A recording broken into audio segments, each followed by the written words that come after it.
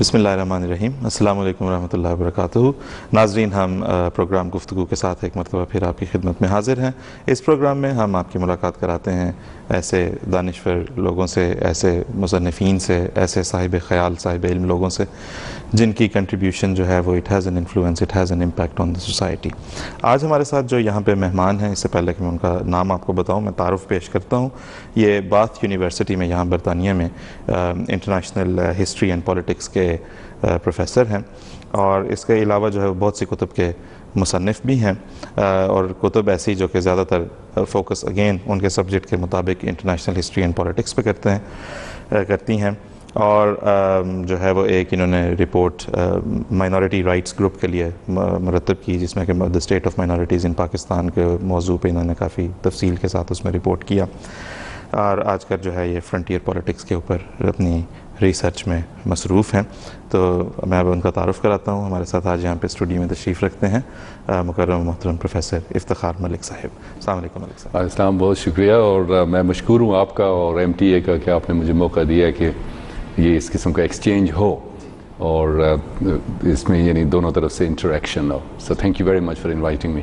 It is debatable, جیسا سید احمد خان کیا کہتے تھے، سید امیر علی کیا کہتے تھے، اٹس آل ڈیبیٹیبل، بٹ جو ایک گول اپنا بظاہر ان کا نظر آتا تھا وہ یہ تھا کہ وہ اویئرنیس ریز کرنا چاہتے تھے لوگوں میں.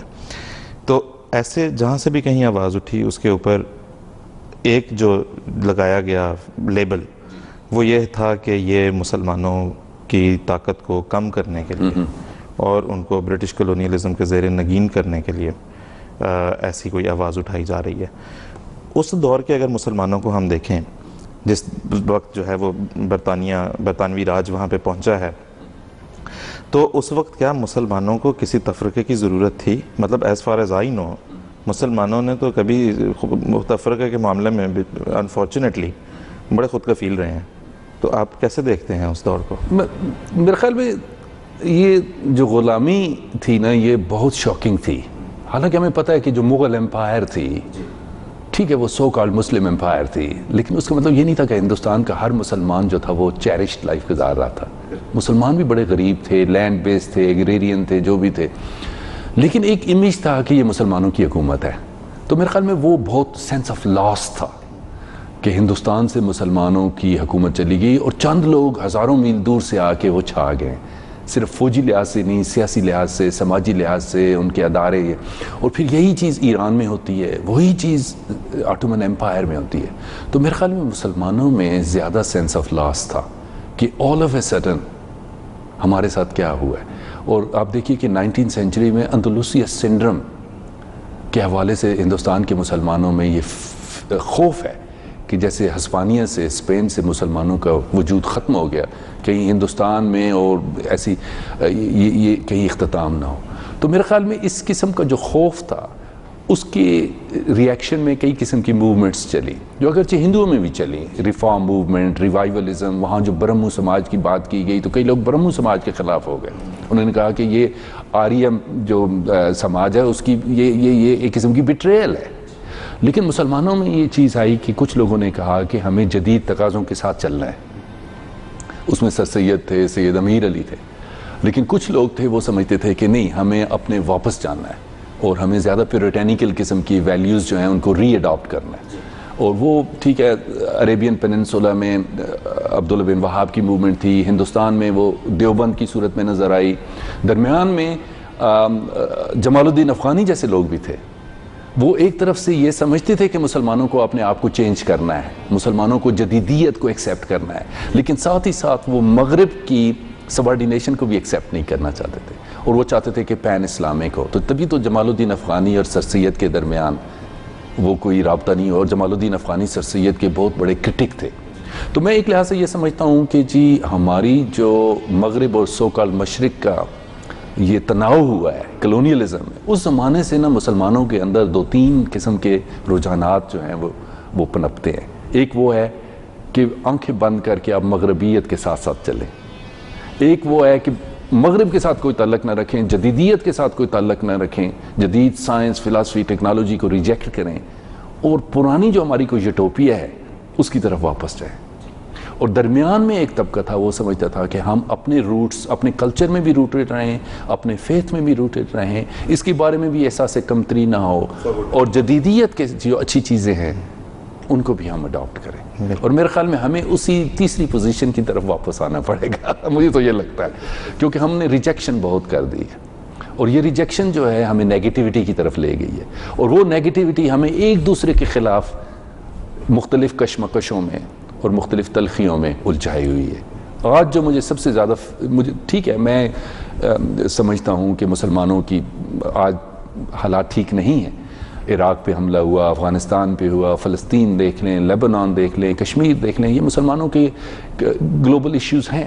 لیکن ان کے ساتھ ساتھ جو مسلمانوں کے اندر کشمکش ہے, جو مسلمان ایک دوسرے کا خون بہا رہے ہیں کسی بھی حوالے سے, وہ بھی میرے خیال میں بہت بڑا ہمارے لیے لمحہ فکریہ ہے. اور میرے خیال میں ہمیں ڈائلاگ کی ضرورت ہے, ہمیں ڈیبیٹ کی ضرورت ہے, اور اس میں ہمیں کھل کے بات کرنے کی ضرورت ہے, اور اس میں جو ہمیں ایک دوسرے سے شیئر کرنے کی ضرورت ہے. میں نہیں سمجھتا کہ ایک دوسرے کے ساتھ اینٹیگونائز کرنے سے, فتوے لگانے سے, دیواریں مزید کھڑی کرنے سے ہمارے مسائل کم ہوں گے. ہمیں اپنے مسائل کو فیس کرنا ہے. بالکل. ملک صاحب, اگر میں یہاں پہ آپ سے بھی فتوے لگانے کی آپ نے بات کی, تو ایک سوال آپ سے میں پوچھوں گا اور اس پہ آپ کا اوپینین چاہوں گا. ایک طرف جب ہم دیکھتے ہیں جو پاکستان موومنٹ چلی ہے, تو ایک طرف قائد اعظم تھے جو کہتے تھے کہ ہم ایک ایسا معاشرہ بنائیں گے جس میں Hindu will says to be a Hindu and Muslim will says to be a Muslim as far as the state is concerned. دوسری طرف ایک ایسا طبقہ تھا جو کہتا تھا کہ یہ پاکستان نہیں بلکہ پلیدستان بننے جا رہا ہے, اور یہ قائد اعظم نہیں بلکہ کافر اعظم ہے, اور پاکستان جو ہے وہ کافرستان بنے گا.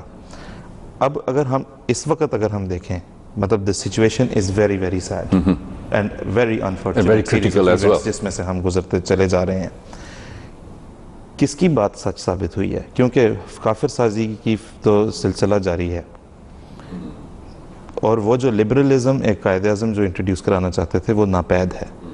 تو although it's going to be a very, I mean I know this question doesn't sound very good and the answer might not be very pleasant, but how do you look at the situation? علامہ اقبال نے کیا کہا تھا, خدا بندہ یہ سادہ دن بندے کدھر جائیں, کہ درویشی بھی ہے یاری سلطان. بہت مشکل وقت ہے, بہت پولرائزیشن ہے مسلمانوں کے اندر, بہت پولرائزیشن ہے. اور میں تو ایک تاریخ کا اسٹوڈنٹ ہوں, آپ کو بتاؤں کہ every 7 minutes something is being written about Muslims just in English. کوئی ویڈیو بن رہی ہے, کوئی کتاب آ رہی ہے, کوئی آرٹیکل, یہ صرف انگلش میں. So lots of research is being done on Islam. لیکن اس کے پازیٹیو پہلو یہ ہے کہ many Muslims are questioning many things. Many Muslims are revisiting their religion, their heritage, their culture. All these issues are being debated by Muslims. آپ کہہ سکتے ہیں کہ شاید intellectuals are talking only to the intellectual, لیکن جو media میں, جو IT میں ریولوشن آیا ہے, یہ آپ کی خاص طبقے کی یہ جو بحث ہے, یہ جو ڈسکورس ہے, یہ خاص طبقے کی اجارہ داری نہیں ہے. اس میں عام آدمی کی بھی اویئرنیس بہت بڑھ رہی ہے. تو میں یہ سمجھتا ہوں کہ یہ جو پولرائزیشن ہے, اس کو ایک کسی منطقی انجام تک پہنچنا ہے. اس کے لیے انفارمیشن کا آزادی کے ساتھ اویلیبل ہونا بہت ضروری ہے, اس کو نہیں سکٹل کرنا, اور اس کے ساتھ ساتھ ڈیموکریسی بہت ضروری ہے. میں سمجھتا ہوں کہ ڈیموکریٹک پروسیسز میں یہ جو ڈیبیٹ ہے, یہ جو پولرائزیشن ہے, اس کو زیادہ پلیٹ فارم ملیں گے, یہ اس کی وائلنس کم ہوگی. یہ جو فتویٰ لگانا یا بم بلاسٹ کرنا یا مسجد میں یا کہیں جا کے کسی کے خلاف قتل و غارت کرنا, یہ چیزیں تب آئیں گی جب ہم بیٹھ کے ایک دوسرے کے ساتھ اپنے اعتقادات, اپنے عمل, اپنے ڈفرینسز کو بات چیت کے ذریعے طے کر سکیں گے. تو میرا خیال میں انفارمیشن کے ساتھ ساتھ ڈیموکریٹائزیشن بہت ضروری ہے. دیکھیے, آپ اور میں اس ملک میں بیٹھے ہیں, اس ملک میں یہی ہے نا کہ آپ تنقید بھی کر سکتے ہیں, آپ تحقیق بھی کر سکتے ہیں, آپ ڈفر بھی کر سکتے ہیں, آپ کو ایک دوسرے کے گریبان پکڑنے کی ضرورت نہیں ہے. اور میرے خیال میں یہ ڈیموکریسی نے ہمیں دیا ہے.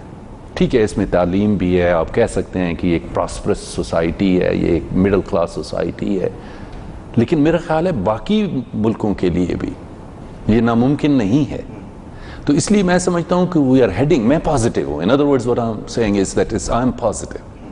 فرسٹ, یہ وائلنس جو ہے, یہ پولرائزیشن, اس نے ہمیں ایگزاسٹ کر دی ہے. ہماری جو کریٹیوٹی ہے اس کو ایگزاسٹ کر دیا. بہت معصوم جانیں ضائع ہو چکی ہیں اور ہم ایک بلائنڈ ایلی میں, ایک بند گلی میں ہمیں اس سے نکلنا ہے. تو میرے خیال میں عام آدمی سے لے کر اوپر تک سوچنے والے لوگ یہ سمجھتے ہیں کہ we have to get out of this mess. بالکل. اور اس میں ہمیں اپنی ذمہ داری جو ہے وہ ایکسیپٹ کرنی پڑے گی. تو میرے خیال میں یہ ایک طرف تو ہمارے لیے کراس روڈ ہے, بہت نازک وقت ہے, جیسے آپ نے کہا کہ بہت کریٹیکل وقت ہے, صرف پاکستان کے لیے نہیں, مسلمانوں کے لیے بہت کریٹیکل وقت ہے. لیکن دوسری طرف یہ ہمارے لیے ہمیں لمحہ فکریہ بھی مہیا کرتا ہے کہ ہم بات چیت کے ذریعے, گولی سے نہیں, بات چیت کے ذریعے ایک دوسرے سے, اور جب ہم بات چیت کریں گے تو ہمیں پتہ چلے گا کہ ہمارے اندر کامنالٹیز کتنی ہیں, ہمارے اندر اشتراک کتنا ہے, ہم کتنی چیزوں میں ساجھے ہیں. ہم اب تک اختلاف پہ زور دیتے آئے ہیں, ہمیں پتہ چلے گا کہ ہمارے اندر بہت ساری چیزیں ہیں جو ہمیں قریب لاتی ہیں. تو میرا خیال ہے انفارمیشن بہت ضروری ہے, ڈیموکریٹائزیشن پروسیس بہت ضروری ہے, اور یہ دونوں ایک دوسرے کے ساتھ انٹر ڈیپینڈنٹ ہیں. بالکل. ملک صاحب, ایک میں آپ سے جو بات پوچھوں گا, ابھی آپ نے بات کی کہ مسلمانوں کے لیے, صرف پاکستان کی ہم بات نہیں کر رہے, مسلمز ایز مسلمز اس وقت جو ہے وہ بڑی ایک مشکل اور کٹھن صورتحال میں سے گزر رہے ہیں. اس میں ایک ہم دیکھتے ہیں کہ پاکستان کو اس حالت تک پہنچانے میں ایک بہت بڑا کردار رہا جو ایکسٹریمسٹ ونگ تھا, الٹرا رائٹ ونگ تھا پاکستان کا, شدت پسندی کا رجحان جن کے اندر تھا. ہم یہ دیکھتے ہیں کہ وہ پاکستان سے باہر نکل کے بھی, مطلب ایسے ممالک میں, برطانیہ جیسے ملک میں بھی وہ اس وقت ہمیں سرگرم عمل نظر آتے ہیں, with an altered approach and a safer approach. وہ گلی میں کھڑے ہو کے ہو سکتا ہے کسی کو یہ نہ کہیں کہ فلاں واجب القتل ہے, لیکن وہ لیفلٹس جو باندھتے ہیں ان کے آخر پہ لکھا ہوگا کہ جی please read this book, and when you go and read that book, that book clearly says کہ فلاں بھی واجب القتل ہے, فلاں کافر ہے, فلاں کافر ہے. تو ان دی انٹرنیشنل سیناریو پاکستان تک تو ہم بات کرتے ہیں نا, ہم کہتے ہیں کہ جی ہمیں اکٹھے بیٹھنے کی ضرورت ہے اور معاملات کو سلجھانے کی ضرورت ہے, لیکن جب ایسے ایکسٹریمسٹ ٹینڈنسیز جو کہ لوگوں کو واجب القتل قرار دیتی ہے, اب امریکہ, برطانیہ اور دوسرے ایسے ممالک تک پہنچ رہی ہیں, ان ایشوز کو دیکھنے کے لیے آپ کیا سجیسٹ کرتے ہیں؟ میں ایک تو سمجھتا ہوں کہ یہ جو معاشرے ہیں, جمہوری معاشرے ہیں, یہ آپ کو آزادی رائے دیتے ہیں, لیکن یہ آزادی ایسی نہیں ہے کہ آپ جا کے کسی کا گریبان پکڑ لیں. تو اس لیے یہاں کی حکومتیں, یہاں کے ادارے بہت ویجیلنٹ ہیں. دوسری یہ ہے کہ یہاں کے ہو سکتا ہے ینگ لوگوں میں اور قسم کی فرسٹریشن ہیں, اکنامک فرسٹریشنز ہیں, رول ماڈلز نہیں ہیں, اچیومنٹس نہیں ہو رہی ہیں, تو وہ ایک قسم کی اسکیپ گوٹنگ کرنا شروع کر دیتے ہیں اپنی کمیونٹیز میں, تو وہ بھی ایک انڈرسٹینڈیبل ہے. لیکن میں ساتھ ساتھ یہ سمجھتا ہوں کہ یہ جو تکفیر ہے, یہ میرے خیال میں مسلمان دنیا میں بہت پھرا ہوں. آپ لوگوں سے بات کریں کہ کس حد تک آپ تکفیر کے قائل, بہت سارے لوگ تکفیر سے نالاں لگتے ہیں. میرے خیال میں یہ سوچ بذات خود بڑی کریٹیو ہے کہ ہم ایک دوسرے کو کنورٹ کرنا اور ایک دوسرے کے بارے میں فیصلہ کرنا کہ یہ اسلامی ہے یا غیر اسلامی ہے, یہ بند کر دیں. میرے خیال میں بہت سارے لوگ اس طرف بڑھ رہے ہیں, اس سوچ کی طرف بڑھ رہے ہیں, اس کنسنسس کی طرف بڑھ رہے ہیں کہ تکفیر نے ہمارے اندر بہت سارے فسادات اور فتنے پیدا کیے ہیں. تو مجھ سے بعض اوقات میں ایران گیا تو مجھے وہاں میرے شیعہ بھائی مجھ سے سوال پوچھتے تھے کہ تم سنی ہو یا شیعہ ہو, تو میں مذاق میں کہتا تھا کہ نہ میں شیعہ ہوں نہ میں سنی ہوں, میں تو گناہگار مسلمان ہوں. تو وہ ہنستے تھے. تو پھر وہ کہتے تھے کہ یہ کیوں جھگڑے ہیں ہمارے. تو میں کہتا تھا یار میرے پاس جھگڑے تو کوئی کہے گا یہ اکنامک ہیں, کوئی کلاس بیسڈ ہیں, کوئی جیو پالیٹکس سے ریلیٹڈ ہیں, لیکن میرے پاس ایک سمپل سلوشن ہے. وہ کہتے کیا, ایک دوسرے کو کنورٹ کرنا بند کر دو, جو جس حال میں ہے اس میں رہنے دو. انسان کی یہ جو ڈائیورسٹی ہے یہ انسانیت کی خوبصورتی ہے. کنورٹ کرنا مطلب زبردستی سے اپنا میسج آپ بات کریں, اپنا میسج پہنچائیں, لیکن لوگوں کو اپنے فیصلے خود کرنے دیں, اور اگر وہ خود فیصلہ انہوں نے کیا ہے اس کا احترام کریں. آدمیت احترام آدمی, باخبر شو از مقام آدمی. جس دن میرے خیال میں تعلیم سے, شعور سے یا ان حالات سے تنگ آ کر ہماری اجتماعی سوچ اس طرف بڑھے گی کہ لوگ باشعور ہیں, انہوں نے اپنے عقیدہ, اپنے عمل کے بارے میں ایک فیصلہ کیا ہے. میں کون ہوں ان کو ریجیکٹ کرنے والا, میں کون ہوں ان کے اوپر اپریشن کرنے والا, یا کوئی اور کسی ادارے کو کیا حق ہے. تو میرا خیال ہے کہ ایک طرف پلز ہیں جو مسلمانوں کو زیادہ سے زیادہ نیرو مائنڈڈنس کی طرف ابھار رہے ہیں. ہمیں ان کا بالکل خیال رکھنا ہے. کہ ایکسٹرنل فیکٹرز بڑے امپورٹنٹ ہیں بالکل، لیکن دوسری طرف ان چیزوں کا بھی خیال رکھنا ہے کہ عام لوگوں میں یہ تکفیر کے نام سے یا ایک دوسرے کے ساتھ اپنی ذات اپنی رائے کو امپوز کرنے کے حوالے سے لوگوں میں بہت ریولشن پیدا ہو رہی ہے، اور یہ ریولشن جو ہے یہ ہمیں کریٹیوٹی کی طرح live and let others live, I think we are heading towards that. اور میں جیسے ابھی چند لمحے پہلے عرض کیا تھا کہ ڈیموکریسی اور پرائمیسی آف لا، جیسے قائد اعظم جس کا ذکر کرتے قانون، میرا خیال ہے قانون جو ہے جب لوگ قانون بنائیں گے، جب ہمارے نمائندے قانون بنائیں گے اور پھر لوگ اس پہ عمل کریں گے تو میرے خیال میں we are heading towards that situation. لیکن ہمیں آپ کی طرح مجھے بھی بعض اوقات لگتا ہے کہ ہمارے پرابلمز بہت ہیں، گمبھیر ہیں، شاید ہماری زندگی میں ان کا حل نہ ہو، لیکن آپ ساؤتھ افریقہ کی مثال دیں، نیلسن منڈیلا کی مثال دیں، اور بہت ساری مثالیں ہیں، ہماری تاریخ میں مثالیں ہیں۔ تو میرے خیال میں کریٹیوٹی بھی، جہاں ڈسٹرکٹیو فورسز ہیں، جہاں نیگیٹو فورسز ہیں، جہاں نفرت کی فورسز ہیں، جہاں فساد کی فورسز ہیں، وہاں تعمیری لوگ بھی ہیں، اور مجھے امید ہے کہ ایونچولی یہ ٹالرنس، کو ایگزسٹنس، پلورلزم کی ایکسیپٹنس یہ آئے گی، تعلیم سے آئے گی، انفارمیشن سے آئے گی، اور اس ریولشن سے آئے گی۔ جو خون کی ہولیاں کھیلی جا رہی ہیں ان سے آخر تنگ آ کے لوگ کہیں گے کہ we don't need this, we want to make a new beginning. بالکل۔ ڈاکٹر صاحب آخری سوال اگر میں آپ سے پوچھوں، دوبارہ ہم جاتے ہیں آپ کی جو مائنورٹیز کے بارے میں آپ نے رپورٹ کمپائل کی تھی، اس میں جماعت احمدیہ کے حوالے سے کافی تفصیل سے آپ نے بات کی، کچھ ظاہر وہ 2-3 سال پرانی رپورٹ ہے۔ In the wake of 28th of May 2010 things have changed، اور as far as جماعت احمدیہ کی جو حالت ہے پاکستان میں، اس کے لیے جو ہے وہ سچویشن جو ہے وہ gone from bad to worse۔ تو کیسے دیکھتے ہیں اس صورتحال کو آپ؟ میں تو یہ سمجھتا ہوں کہ جی ہمیں اردو میں یہ چیزیں پیش کرنی چاہیے کہ ہمارے عام شہری کو اس چیز کا احساس ہو کہ ہمارے ملک میں جو پلورلزم ہے وہ وبال جان نہیں ہے، وہ ہماری تاریخی حقیقت ہے، وہ ہمارا ورثہ ہے، اور اس کو ہم نے ایکسیپٹ کرنا ہے، اس کو ہم نے ریجیکٹ نہیں کرنا۔ ایک تو میں سمجھتا ہوں کہ اس چیز پہ میڈیا پہ بھی بحث ہونی چاہیے، دوسرا یہ اس قسم کا جو لٹریچر ہے وہ اردو میں آنا چاہیے۔ دوسرا، واقعی مجھے اس چیز کا احساس ہے کہ ہمارے ملک میں جہاں پاکستان موومنٹ چلی اسی نام سے تھی کہ مسلمان اقلیت میں ہیں ہندوستان میں، اور اس اقلیت کے حقوق جو ہیں وہ محفوظ ہونے چاہیے۔ کسی نے پاکستان کا نعرہ لگایا، کسی نے کہا کہ ہندوستان میں ڈی سینٹرلائز سسٹم ہونا چاہیے جس میں صوبوں کو زیادہ حقوق ملنے چاہیے، جو کیبنٹ مشن پلان تھا۔ لیکن اس کے پیچھے سوچ تو یہی تھی نا کہ اقلیت جو ہے اس کے جو مفادات ہیں ان کا ڈیفینس کیا جائے۔ تو مجھے خود احساس ہوتا ہے کہ جو ملک اقلیت کے مفادات کے نام پہ بنا ہے اس میں تو اقلیتوں کے بارے میں زیادہ احساس ہونا چاہیے۔ اور تیسری بات ہمیں یہ ذہن میں رکھنی چاہیے کہ پاکستان میں کافی لوگ ہیں جو ایون مسلمان نہیں ہیں لیکن ان کے برابر کے حقوق ہیں بحیثیت پاکستانی شہری۔ بہت سارے پاکستانیوں کو نہیں پتا کہ ہمارے ہاں 6 ملین ہندو ہیں، بہت سارے پاکستانیوں کو نہیں پتا کہ ہمارے ہاں 6 ملین کرسچین ہیں۔ وہ ہمارے شہری ہیں، وہ باعزت شہری ہیں، انہوں نے ملک کے لیے قربانیاں دی ہیں، ان میں سے کئی بیچارے سرحدوں پہ اپنی جانیں دے چکے ہیں، کئی ہیں جو آج بھی لڑ رہے ہیں، کئی ایسے ہیں جو گولیوں کا شکار ہو گئے، ان میں سے کئی ایسے ہیں جو ہمارے سیڈلی زینوفوبک ایٹیچیوڈز کی وجہ سے معتوب بھی ہیں۔ ہمارے ہاں بہت ساری کمیونٹیز ہیں، ان کمیونٹیز کو پروٹیکٹ کرنا اور ان کو سیلیبریٹ کرنا میرے خیال میں یہ صرف ہمارا ایک قومی فریضہ ہی نہیں ہے بلکہ یہ ہمارا اخلاقی اور مذہبی فریضہ ہے۔ اگر ہمارے پیغمبر اسلام صلی اللہ علیہ وسلم اپنی مسجد عیسائیوں کو دیتے ہیں کہ اس میں آپ عبادت کریں، ہم کون ہیں جو اپنے ملک میں اپنے ہی لوگوں کے لیے زندگی اجیرن کر دیں؟ وائلنس کوئی سلوشن نہیں ہے، تکفیر کوئی سلوشن نہیں ہے۔